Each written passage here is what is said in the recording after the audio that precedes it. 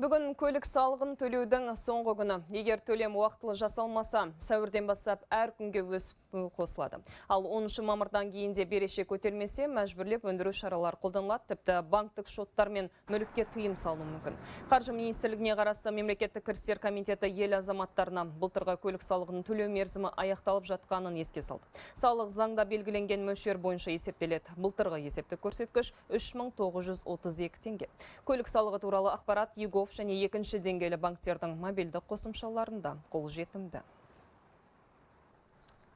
Егер де салық бұйрығын орындамаған жағдайда жеке тұлғалар үшін мәжбүрлі түрде өндіру шаралары қолданып, жеке тұлғалардың салық бұйрығы жеке сот орындаушыларының өндірісіне жолданатын болады.